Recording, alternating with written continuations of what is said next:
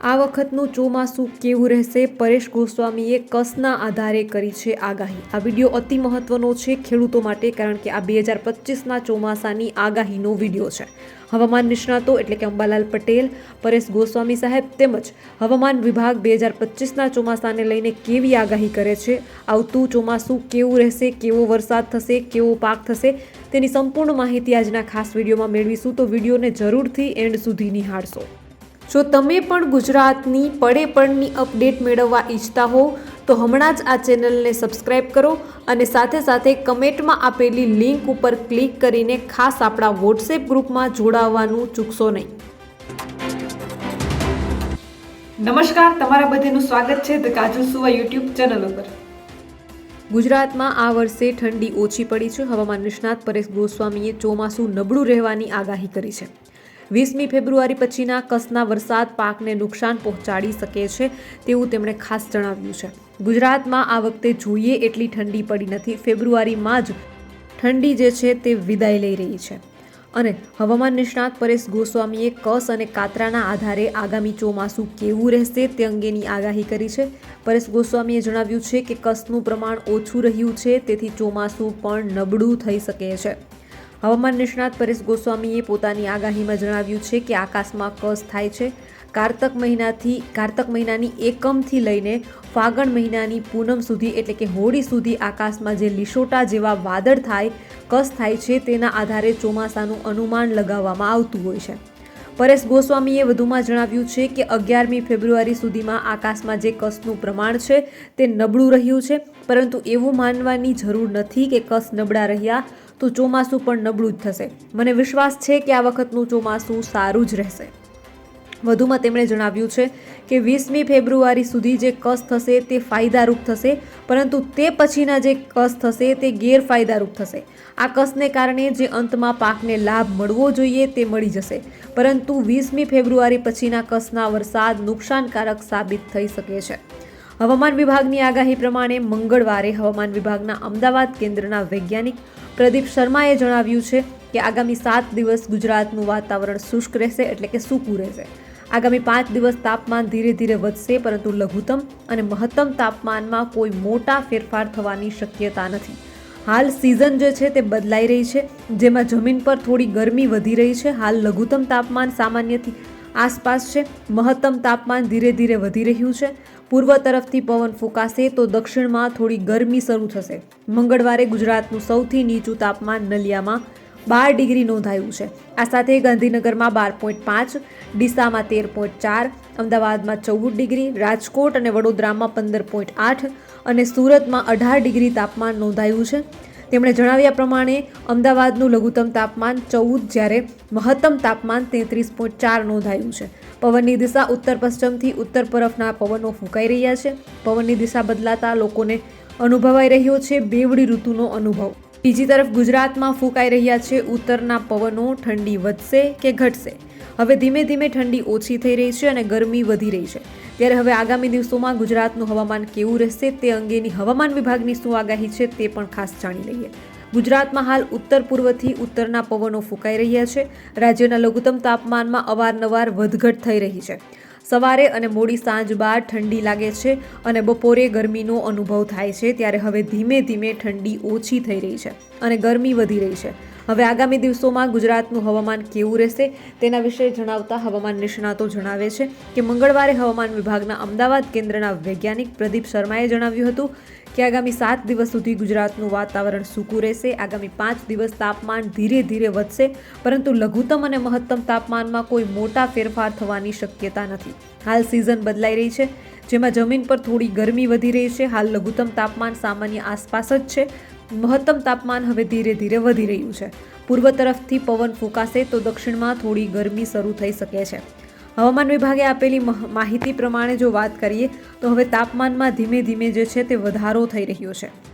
જો તમારે ગુજરાતથી પ્રયાગરાજ જવું હોય તો ઉત્તર પ્રદેશનું હવામાન કેવું છે તે અંગેની પણ આગાહી કરીએ તો ઉત્તર પ્રદેશમાં હવામાન ફરી એકવાર યુ-ટર્ન લેવા જઈ રહ્યું છે. આ અંગે હવામાન વિભાગ તરફથી એક મોટી અપડેટ સામે આવી છે. આગામી 24 થી 48 કલાકમાં મહત્તમ અને લઘુત્તમ તાપમાનમાં 2 થી 3 ડિગ્રી સેલ્સિયસનો ઘટાડો થવાનો અંદાજ છે, તે પછી તે ફરીથી વધવાની ધારણા છે. આ ફેબ્રુઆરીના અઠવાડિયા સુધી જોવા મળશે. વધારે જો વાત કરીએ તો ઉત્તર પ્રદેશના લખનઉ અમોસી હવામાન કેન્દ્ર દ્વારા આપવામાં આવેલી માહિતી અનુસાર મંગળવારે યુપીમાં સૌથી ઓછું તાપમાન અયોધ્યામાં નોંધાયું હતું. અહીં લઘુત્તમ તાપમાન 8 ડિગ્રી સેલ્સિયસ હતું. તે જ સમયે પ્રયાગરાજમાં સૌથી વધુ તાપમાન નોંધાયું હતું. અહીં મહત્તમ તાપમાન 31.3 ડિગ્રી સેલ્સિયસ નોંધાયું હતું. તેવી જ રીતે વારાણસીમાં પણ આ જ પ્રકારનું તાપમાન નોંધાઈ રહ્યું છે. ગઈકાલે શનિવારે બનાસકાંઠા જિલ્લાના અનેક વિસ્તારોમાં વાતાવરણમાં મોટો પલટો જોવા મળ્યો હતો. અમીરગઢ, ઇકબાલગઢ સહિત અનેક વિસ્તારોમાં વાદળછાયું વાતાવરણ સર્જાયું હતું. વાદળછાયું વાતાવરણ બનતા માવઠું થવાની શક્યતાએ ખેડૂતોની ચિંતા વધારી છે. જો માવઠું થાય તો ખેડૂતોના બટાટા, વરિયાળી, ઘઉં સહિત તૈયાર પાકોને નુકસાન થઈ શકે છે. હવામાન નિષ્ણાત અંબાલાલ પટેલની આગાહી અનુસાર આગામી 2 દિવસ પવનની ગતિ વધુ રહેશે.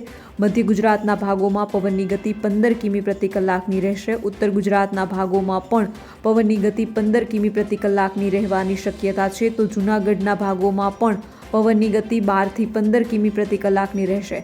દક્ષિણ ગુજરાતના ભાગોમાં પવનની ગતિ 16 કિમી પ્રતિ કલાકની રહેવાની શક્યતા છે. કચ્છના ભાગોમાં પવનની ગતિ વધુ રહેશે. રાજકોટના ભાગોમાં પણ પવનની ગતિ 15 કિમી પ્રતિ કલાક રહેશે. તો બીજી બાજુ આઈએમડીએ 8 ફેબ્રુઆરીથી નવા વેસ્ટર્ન ડિસ્ટર્બન્સના સક્રિય થવા વિશે પણ માહિતી આપી હતી. ઉત્તર પશ્ચિમ હિમાલયને અસર કરશે. હિમાલયના વિસ્તારોમાં 8 ફેબ્રુઆરીથી લઈને 12 થી 13 ફેબ્રુઆરી દરમિયાન હિમવર્ષા હજુ પણ થઈ શકે છે. 6-7 ફેબ્રુઆરીની રાત્રે અરુણાચલ પ્રદેશ અને આસામમાં ગાજવીજ અને વીજળીના ચમકારા સાથે વરસાદની સંભાવના હતી, જે મુજબ વરસાદ વરસ્યો છે. 6 અને 7 ફેબ્રુઆરીએ દિલ્હીમાં તાપમાન થોડું ઘટ્યું હતું, પરંતુ તે વધારે ઠંડી નહીં હોય તેવી પણ આગાહી કરવામાં આવી છે. 8 ફેબ્રુઆરી પછી તાપમાનમાં ધીમે ધીમે 2-3 ડિગ્રીનો વધારો થવા લાગ્યો છે. ત્યારે હવે આગામી દિવસોમાં ગુજરાતના વાતાવરણમાં ફરીથી પલટો આવી શકે છે. બદલાતા વાતાવરણની સાથે અંબાલાલ પટેલે ગુજરાતના નાગરિકોને ચેતવણી આપી છે. તેમણે કહ્યું કે આ દિવસોમાં સવારે હિમાયડું હવામાન રહેશે. 11 ફેબ્રુઆરીમાં ફરી હવામાન પલટાય તેવી શક્યતા છે. 11 થી 12 ફેબ્રુઆરીમાં ફરી ઉત્તર ભારતમાં હિમવર્ષા રહેતા સવારે ઠંડી રહેશે. તો 19 ફેબ્રુઆરીથી ગરમીની શક્યતા દેખાઈ રહી છે. જી હા, 19 ફેબ્રુઆરીથી 14 એપ્રિલ સુધી રોગિષ્ટ હવામાન રહેશે, જેથી લોકોએ સાવચેતી રાખવી જરૂરી છે. 23 ફેબ્રુઆરીના અંત સુધીમાં વાદળછાયું અને કમોસમી વરસાદના એંધાણ દેખાઈ રહ્યા છે. ત્યારબાદ ખાસ વાત કરવાની છે પરેશ ગોસ્વામી સાહેબની આગાહી વિશે. તો પરેશ ગોસ્વામી સાહેબે પણ ગુજરાતના વાતાવરણને લઈને આવતા દિવસો કેવા રહેશે તેના વિશે વાત કરી છે. 15મી ફેબ્રુઆરી સુધી કેવું હવામાન રહેશે તે અંગે પરેશ ગોસ્વામીએ આગાહી કરી છે. હવામાનમાં મોટો પલટો આવવાની શક્યતા નથી. આ સાથે જોવા જઈએ તો ઝાકળ વર્ષા મોટે ભાગે આ સમયમાં ઝાકળ વર્ષા એટલે કે ધુમ્મસ જેવું વાતાવરણ જોવા મળે છે. જાણીતા હવામાન શાસ્ત્રી પરેશ ગોસ્વામીએ હવામાન અંગે મહત્વની અપડેટ આપી છે. તેમણે માહિતી આપી છે કે આગામી કેટલાક દિવસો એટલે કે 15મી ફેબ્રુઆરી સુધી હવામાન સામાન્ય રહેશે. એટલે કે 15મી ફેબ્રુઆરી સુધી હવામાનમાં કોઈ મોટો પલટો આવે તેવી શક્યતા નહીવત છે.